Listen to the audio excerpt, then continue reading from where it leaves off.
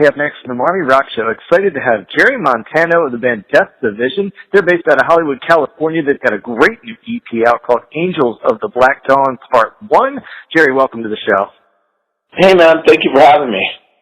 Oh, man, I'm thrilled to talk to you. I really am enjoying the new album. Now, there was a quote, I think it was from you out on the Facebook page that I want to start with. It said, we spent 2 years working night and day on this, and I lost a lot during this process. But through loss comes knowledge. Now, was that you, and can you elaborate on that?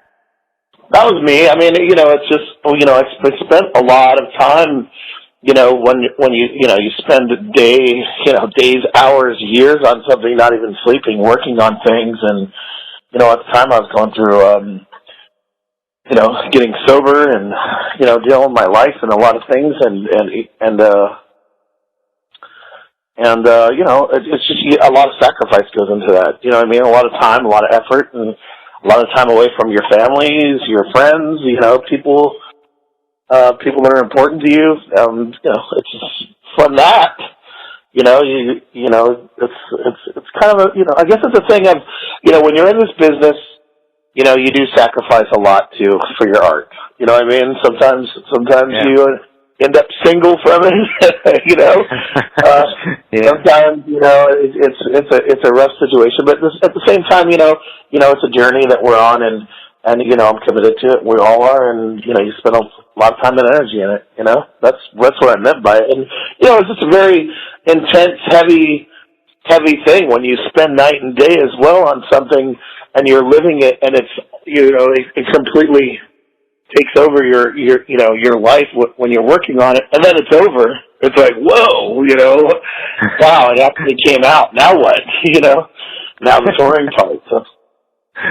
Well, hey, I want to ask you about two tracks specifically on the record. I was immediately drawn to my favorite tune on there, which is the opening track called "The Truth." So tell me a little bit about what that song's about. A lot of it has to do with, my new journey into sobriety. I'd spent so many years, messed up and drinking and doing drugs and stuff like that. When I got sober, there's a lot of things that come with it. You get clear, and you start to come to a lot of realizations of what you did, where you've been, how you've acted, all these crazy things. The truth was kind of my feelings about that, so these are the things that you've been fighting and bleeding for, you know what I mean?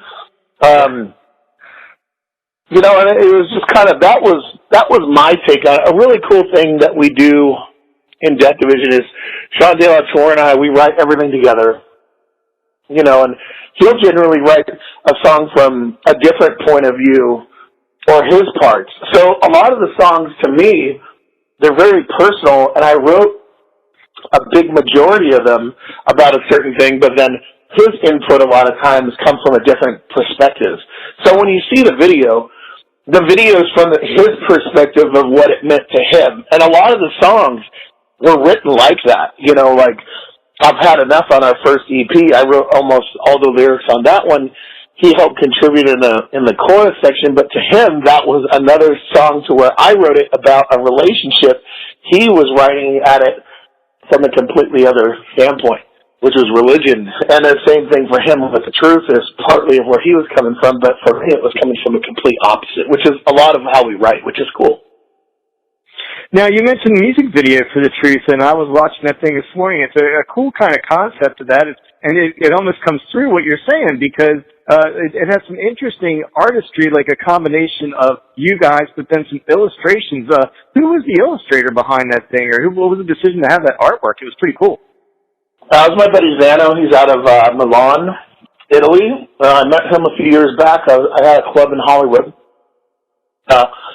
We had become friends, and he kept hitting me up like, dude, we should do a video. And I didn't really know what he did at the time, or how much, how in-depth his stuff was. And probably about a year later, I was like, well, let me check out what your stuff was. And I was like, wow, man, I'm really blown away by it. Let's do something. And, I had a concept for the video, which was kind of more off of Sean's vibe of the video, which was kind of more this control situation and this organized religion vibe, which I really liked.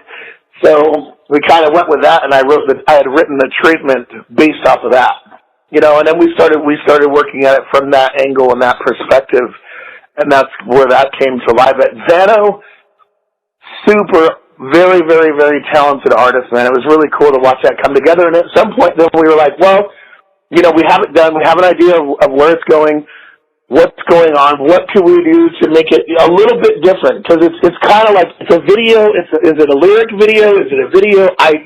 What is this, It's kind of a little bit of everything, really, And so I was like, well, maybe we should throw some live footage in there. So I hit him up, and he was like, yeah, send me some footage. And so I was, at that point, kind of like, okay, what do I do? So I called a buddy of mine who has some cameras and Googled, what color do you use for green screen? And just kind of went to Home Depot, bought some paint, painted up some boards, and set them up in my backyard, and called the guys, and we're like, hey, be at my house at 3 p.m. I'm going to shoot, some video stuff for you guys. Okay, cool. And I just kind of went, okay, this angle, I grabbed the camera, and I do a lot of hands-on stuff, even with shooting and with everything. Graphics, shooting, all the visual stuff, it's all me. So it's cool. That's amazing. You could pull that off in your backyard, man. It came out fantastic. So yeah, that's all those live shots are just literally in my backyard next to the shed. I was like, okay, we can make this work, and we just took it. You guys just wrapped up a pretty cool looking tour. I know you're with some good friends of ours, Elysium. Tell us a little bit about the tour and how that went, and where you traveled to. We were all over. We did about, I don't know. We did a couple shows with Elysium. Nice guys. We were out with this band called Tantric. Our agent, one of the agents was working with him, and was like, well, we got these dates if you want to take them. So we ended up going out with them for about a month.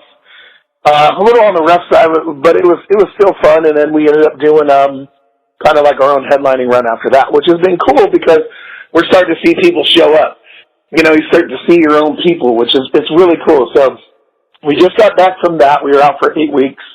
The EP came out, and we're getting ready to head back out here in about a month for another, I think, 8 weeks, 8 or 12 weeks. So. Now, do you know if you have any dates on the East Coast in the D.C., Maryland, New York kind of area? I don't know yet. I'm hoping so. I should have the routing in the next few days. One of the bands actually that we did shows with was from Baltimore, which is kind of like my old neighborhood from Nothing Face days. It was a super awesome band called Gosh. Oh yeah, yeah. I'm a Baltimore native myself. Yeah, so. Such a talented band. I mean, unreal. Love that band, Gosh. So, hey, and then the album, of course, it has a title within the title. The album's Angel of the Black Dawn, but it says Part 1. So, dumb question: is there assumption that you're working on a Part 2? Yeah, Part 2 is done. See, the whole thing was done as a collective, as a full album, Angels of the Black Dawn. As it got closer, to figuring out what was going to happen with releasing the music, I kind of decided that maybe I might want to break it up in half. And these days everything's so, it's kind of like a fast food world, man. Everybody, they look at something once and they're done. How we say it. I call it nexting. You know what I mean? It's like you see people on their phone and they're just scrolling, just like rats for hitting that button for cheese, man. It's like, and it's just never ending. But once they see it once and they're done, you'll see I do it. We all do it. You see a video on Facebook, you're like, oh yeah, cool, check it out. 20 seconds, if that, and you're like, yeah, cool, next. What's next? That's all it is, So that being said, I was like, well, am I going to take, 2 years of my life and just throw it onto one plate and here you go, and then, you take a look at it, take a bite, and you're done. It's over, Or, we could put it out as an EP, market, 5 songs, let people really get to know those 5 songs, spend time on those 5 songs, enjoy them, and then I can release 5 or 6 more, 6 months later. And have something exciting to look forward down the road. instead of having to wait. You know what I mean? Yeah, and that's a good way to do it these days, man. You know, a lot of people, you get the EP out there, you get the people maybe sell some merch that way too. Somebody come out to shows, buy your EP. So I think it's a pretty smart way. A lot of bands doing it that way now. So yeah, just do like Down do that. hey, man, so you've got like, you know, the whole national signed touring band experience as well. And Death Division being an indie band, tell me what some of the challenges are of being an independent band. Money, man. I mean, it's like it boils down to that. I mean, you know, there's a lot of things, you know, when it comes down to, there's a lot of traps, there's a lot of people out there I wasn't even aware of because I've never been doing it at this level, but there's a lot of people out there ripping off, you know, young national bands, you know, for a lot of pay to play, a lot of, you know, fake radio people, a lot of fake this, that, or, you know, there's a lot of people that are feeding off of these bands, and you don't realize there's this whole underbelly to the music business that's out there of all these people that really want something so bad that'll pay anything for it, and then all these scumbags that are like charging these people so much money for things. I mean, there are people that are legit, but there's a lot more people that are not legit. You know, there's a lot of scary stuff out there. I would say that, you know, you just got to look out for a lot of that stuff. Some of the other pitfalls, you know, like I said, it's a money situation, you know. It's a very expensive business to be in that doesn't pay back a lot, you know, and so you know, a lot of bands can't come up because they can't afford to pay for a lot of these things. You know what I mean? It's like it's a really rough situation these days because the labels don't believe in bands. No one believes in the music. No one cares about the bands, and no one's going to develop the music. It's kind of like, okay, let's try this one. If it works, then we're cool, and we'll push it for a minute, and then if not, you know, we'll just throw it in the trash, you know, and that's kind of how it is, you know. It's a rougher business than it ever was. Yeah, man, as we've been part of this industry for about 5-6 years now, you know, I say it all the time, rock and roll has truly gone back underground again, but there are some advantages to that, so it's not all bad. Yeah, I mean, I'm sure there's some good things, but you know, I mean, I'm just saying that the business is taken, you know, it's taken a rough dive. You know, I mean, you'll find those places every once in a while across the country, or those really cool promoters, or those good people that really love it for what it is. But you know, there's a lot of bad too. So you know, I would say those are the pitfalls of, you know, some of the rough parts of it, and you know, just traveling all the time. You know, you have to get out there and pound it, and that's kind of what we're doing. We just decided, well, we could do this. You know, we can sit around at home and wait for something to, you know, opportunity to knock on our door, or we could just go out and do this like Pantera did in the old days, man. These bands, they just went out and played until it stuck, you know. Yeah, man. Well, you guys are getting ready to do that again. And once again, the name of the band is Death Division, and their album is out right now. It's a great release. I highly recommend checking it out. It's called Angels of the Black Dawn Part 1, and Part 2 coming pretty soon. So, Jerry Montano of Death Division, I thank you so much for being on the Marmy Rock Show today. Dude, it was awesome, man. Like I said, it's, you know, it's really cool to be doing this. It's an honor to be on your show. It's really cool to see people that care about music, you know, every day when we're doing this, to do interviews with cool people that are out there making a difference like you, supporting it and doing it, man. This means everything to me, and I'm sure to everybody that's out there, to keep music alive. You know what I mean? So thank you for having me, man.